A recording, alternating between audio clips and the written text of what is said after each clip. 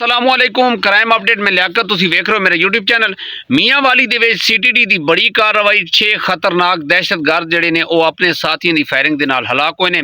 ਬੜੀ ਵੱਡੀ ਕਾਰਵਾਈ ਹੈ। ਯਕੀਨ ਕਰੋ ਕਿ ਹਰ ਇਦਾਰਾ ਜਿਹੜਾ ਹੈ ਬੈਲਟ ਫੋਰਸ ਜਿਹੜੀ ਵੀ ਹੈ ਉਹ ਬਹੁਤ ਅੱਛਾ ਕੰਮ ਕਰ ਰਹੀ ਹੈ, ਚਾਹੇ CCD ਹੈ, CTD ਹੈ, ਪੁਲਿਸ ਫੋਰਸ ਹੈ ਜਾਂ ਸਾਡੀ ਪਾਕ ਆਰਮੀ ਹੈ। ਮੁਕੰਮਲ ਤਫਸੀਲ ਦੇ ਨਾਲ ਡਿਸਕਸ ਕਰਾਂਗੇ। ਸਾਡੇ ਚੈਨਲ ਨੂੰ ਸਬਸਕ੍ਰਾਈਬ ਕਰੋ, ਬੈਲ ਆਈਕਨ ਬਟਨ ਨੂੰ ਪ੍ਰੈਸ ਕਰੋ ਔਰ ਕਮੈਂਟ ਦੇ ਵਿੱਚ ਇਜ਼ਾਰੇ ਖਿਆਲ ਲਾਜ਼ਮੀ ਕਰਨਾ। ਜੀ ਦੋਸਤੋ, ਇਹ ਮੀਆਂਵਾਲੀ ਦੇ ਵਿੱਚ ਚਾਪੜੀ ਡੈਮ ਦੇ ਕਰੀਬ ਜਿਹੜਾ ਮੁਕਾਬਲਾ ਹੋਇਆ, ਇਹਦੇ ਵਿੱਚ ਯਕੀਨ ਕਰੋ ਕਿ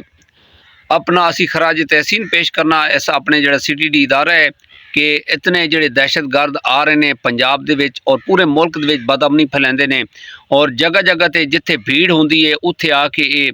ਖੁਦਕਸ਼ ਬੰਬਾਰ ਹੁੰਦੇ ਨੇ ਜਾਂ ਦੂਸਰੇ ਆ ਕੇ ਕੁਛ ਨਾ ਕੁਛ ਬੰਬ ਬਲਾਸਟ ਕਰਕੇ ਸਾਡੇ ਜਿਹੜੇ ਹਨ ਆਪਣਾ ਮੁਸਲਮਾਨ ਹਨ ਜਾਂ ਕੋਈ ਵੀ ਹੈ तो उसनूं नुकसान पहुँचाते हैं। और साढ़े जितने ही बेल्ट फोर्स इदारे हैं उन्होंने कोशिश होती है कि जितना हो सके असी अपने मुल्क के विच अमन कायम करिए और जेडे इस तरह के नासफाक नासूर हैं दहशतगर्द हों या कोई अपना साढ़े बदमज़गी फैलाते हैं किसी मजहब के विच तफरकाबाजी या किसी भी तो ये उसका काम तमाम करते हैं, उन्होंने कैफ किरदार तक पहुँचाते हैं। यह जो मुकाबला होया ना ये चापड़ी डैम है मियांवाली के करीब चापड़ी डैम के विच यह मुकाबला होया है और जो सानू इतलात आई हैं वो तकरीबन 6 जिहड़े हैं अपना दहशतगर्द इन्होंने जनाब CTD ते फायरिंग की है और फायरिंग के तबादले दे विच जवाबी कार्रवाई हुई है। काफ़ी देर फायरिंग जारी रही है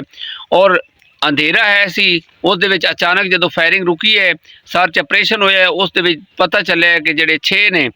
ये दहशतगर्द हैं इन्हां दे कोलों काफ़ी मवाद जिहड़ा बरामद होया है और तकरीबन 7 तो 8 दहशतगर्द जिहड़े हैं वो फरार होने च कामयाब हो गए। चापड़ी डैम के करीब है एक ऐसी जगह है जिथे रुपोश हैं और प्लानिंग कर रहे हैं कि अगा किस जगह पर असी ये कार्रवाई करिए और इन्हां दे कोलों जिहड़ा मवाद बरामद होया है 3 दस्ती बंब बरामद होए ने और 3 SGM जिहड़ी चीज़ है वो बरामद हुई है। 200 गोलियां और बारूदी मवाद जिहड़ा वो इन्हां कोलों बरामद होया और एक खुदकश जैकेट जिहड़ी वो बरामद हुई है। असी खराज तहसीन पेश करना CTD नूं कि जिन्होंने भरपूर कार्रवाई करके और यह जिहड़े दहशतगर्द जिहड़े ने मारे गए ने अपने साथियों की फायरिंग क्योंकि इन्हां दा एक झुंड है सी 13-14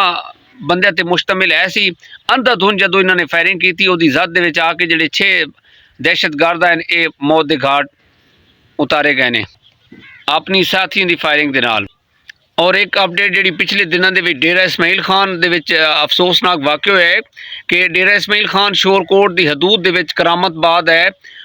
उत्थे करनल इमरान साहब की गड्डी आ रही है ब्लैक कलर की उत्थे अंधाधुंध फायरिंग हुई जिसकी जद दे आके करनल इमरान साहब जिहड़े ने वो शहीद हो गए ने। दुश्मन जिहड़े आए सन वो ताकुब आए सन जदों इन्होंने इत्थों गुजरन की अपना गुजर रहे सी ते उन्होंने इन्हां दे उत्ते भरपूर फायरिंग की है। अल्लाह ताला इन्हां दे दर्जात बुलंद करे और सानू कोशिश करनी चाहिए अगाए बगाए असा अगर जिथे ही कोई बंदा मेरा व्लॉग देख रहा है तो उसनू चाहिए कि असले दे नाल लैस या कोई भी इस तरह के मशकूक अगर तुहानू बंदे नज़र आते हैं तो तुसी फिल फॉर जिहड़े साडे अपना बेल्ट फोर्स के नंबर हैं जिस तरह CTD का नंबर है या CCD का हेल्पलाइन नंबर है या 15 है इन्हां ते रबता करके तुसी कंप्लेन करो कि इस तरह का मसला बन रहा है या यह बंदा जिहड़ा नुकसान पहुँचाएगा तुहाडी जिहड़ी कॉल है वो सीगा राज ही रखी जाएगी, तुहानू शो नहीं किया जाएगा और फिल फॉर कार्रवाई करके इस तरह के जिहड़े जराइम पेशा अफराद ने उन्होंने कैफ किरदार तक पहुँचाया जाएगा। तुहाडी एक कॉल दे नाल इस तरह के जिहड़े जराइम पेशा अफराद ने उन्हां दा मक्कू ठप्पिया जाएगा और नुकसान तो बच जाता है। इसे पैगाम के नाल सानू इजाज़त दो। अपना ढेर सारा ख्याल रखिए। खुदा हाफिज़।